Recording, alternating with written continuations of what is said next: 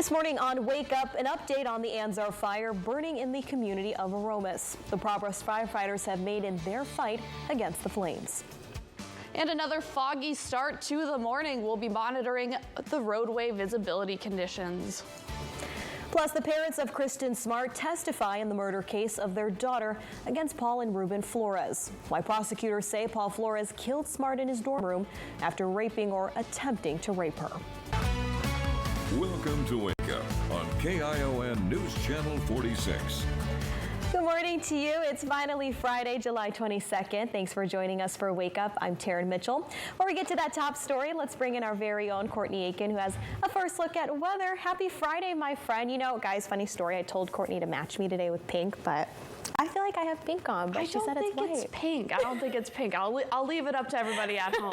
I just don't see it. But then again, sometimes colors don't show up on camera. There you go. I like your pink. Very pretty. Thank you. Thank you. Well, on Fridays, we now wear pink. Let's go ahead and take a look at conditions out the door this morning. Right now in Salinas, sitting in those mid to upper 50s. It is very cloudy out. Some may even say foggy. So the fog a little bit interesting this morning because it's not extremely dense everywhere. There are plenty of clear patches out there on the roads. For example, Highway 68, not very foggy, but as soon as you get right into Salinas, the fog is dense. So just be aware of that as you head out. As for temperatures, very similar to yesterday morning, only different by about 3 to 4 degrees any given spot. It's not going to feel much different. It actually feels a little bit brisk out there, especially closer to the water. So light jacket weather for sure if you are heading out. And visibility is going to continue to be a bit of an issue all the way through about 7 a.m. By 9 a.m., nice improvement there. And then this afternoon, it is going to be all sunshine here locally in Salinas. Taryn? The fire did start on the north side of Anzar Road. The cause is still under investigation. We have seen a lot of the eucalyptus falling into the roads. Big news still this morning. We are tracking a wildfire that broke out in San Benito County just yesterday. Right now, that's known as the Anzar Fire. Well, the fire that's scorching Aromas forced hundreds of people to evacuate their homes. Well, so far, the fire has burned just about 170 acres. At our last check, though, that fire does have some containment at 25%. That fire started at about 3:30 on Thursday afternoon, but that's as two separate fires, one burning in the north and one in the south, all this according to CAL FIRE. The northern fire, though, was contained yesterday afternoon after burning just about 50 acres. Evacuation orders have officially been issued for the following areas. That's Anzar Road from Cannon to Forest and School Road. The San Benito County Sheriff's Office is now helping fire crews evacuate this area. Some good news, though, this morning, Anzar High School opened its doors as the designated evacuation center. KION was there and went ahead and spoke with some folks who were forced to leave their homes behind. It's very scary not knowing that how far that fire is going to go, and scary, and we won't be in our home, or hopefully we will be. We just try to be positive, but it's scary. CAL FIRE says that their goal is to contain the fire burning south before it jumps to the highway. The fire was wind-driven at first, but winds have thankfully slowed a little bit down. One structure was destroyed in that fire, and 4 others are immediately being threatened. Thankfully, we can report this morning that no injuries have been reported, and Animal Control is bringing portable kennels for evacuees with pets. So the new in this morning, we do have some new developments in the investigation of the officer-involved shooting in Salinas just a little bit over a week ago. We're learning that the man with the same name as the victim was involved in a standoff with the Monterey County Sheriff's Office back in 2015. Well, we tried to confirm whether this is one man or 2 men with the same name, but no agency has confirmed that detail. According to deputies, they were in a standoff with a 60-year-old Curtis Dale Barnett at the Point Hardin Ranch apartment complex on North Main Street in Salinas, after serving Barnett with an eviction notice back in June of 2015. Now, both the California Department of Justice and the Monterey County Sheriff's Department confirmed the name of the shooting victim, and the standoff suspect are the same, right down to the middle name and even the age. Barnett was 66 years old, and that's according to both deputies and the Department of Justice. What deputies told the DOJ and the Salinas Police Department won't confirm with KION is if Barnett's date of birth is the same or if it is the same person involved in both incidents. As promised, we will keep you updated on this case, both on air and online at KION546.com. The trial for Kristen Smart resumed in a Salinas courtroom on Thursday following an unexpected delay due to some health issues. Paul Flores is accused of murdering college student Kristen Smart 26 years ago. And Flores' father, Ruben Flores, is charged as an accessory to that murder. Ruben Flores' attorney wrapped up his opening statement saying that the case is tragic for the Smart family. But at this time, there is no evidence to convict this client. The attorney went on to say that ever since 1996, Ruben has had people throw things at his house. He's even been chased out of restaurants and has been continually harassed by the community. Ruben's lawyer also argued that it doesn't make sense for Paul to have loaded up Smart's body into a truck with Ruben in broad daylight and then bury her in the backyard. He concluded that by detailing Ruben's accomplishments, like volunteering with the Redondo Beach Police Department and serving in the U.S. military. Opening statements ended in Smart's family testifying against the son and father. Prosecutors say that Paul Flores killed Smart in his dorm room. Well, that's after raping or attempting to rape her. Madison Keevy gives you the latest.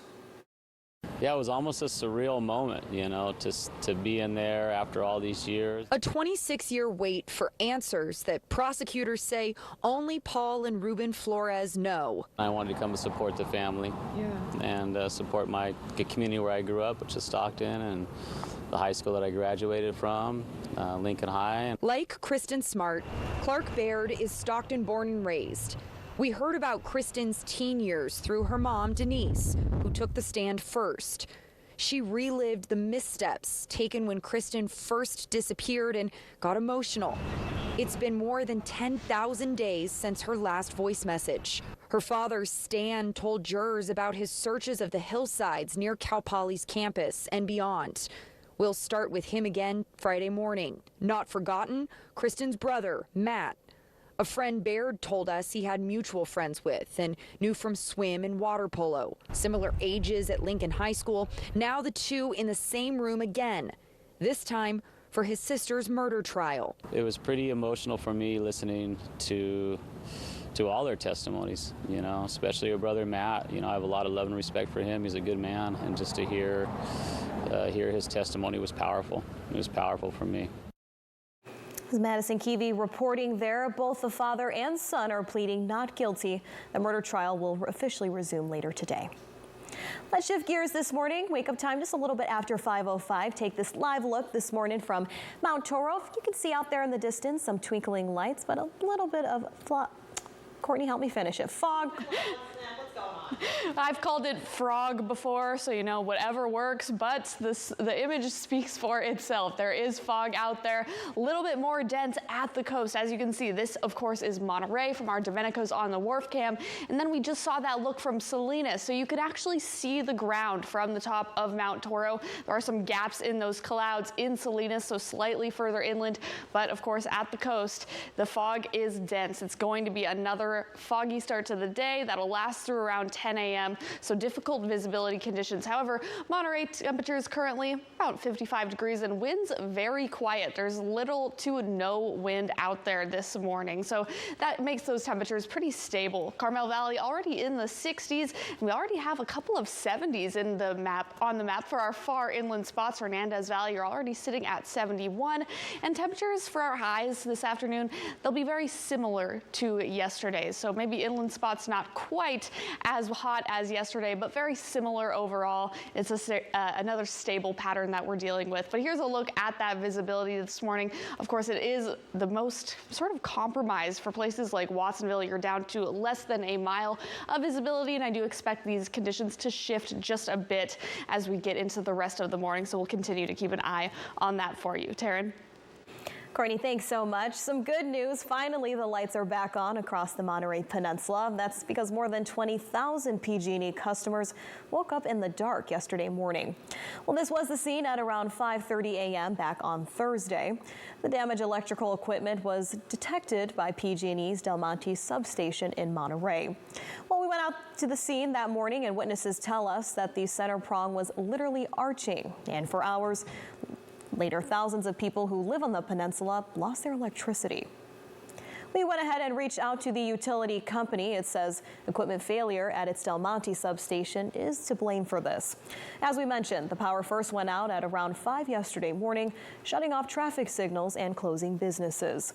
Workers say that the blackout was a very big inconvenience, not only for their business, but for customers as well. We've had to send people home for service. We can't service their cars. We can't log anything in, so that's a bummer there. People having to drive here and go back home. But we've been having to cancel appointments. We have to reschedule them. There's really no telling when the power is going to come back. Those outages were also reported in areas of Pacific Grove, Seaside, Sand City, and Delray Oaks. Straight ahead this morning on Wake Up, the 8-year-old from Watsonville headed to the Global Invention Convention. What this young inventor created to get him there. Can't wait to see that story. Plus, the annual home repair grant program in Monterey is now open. What the requirements are and how you can apply.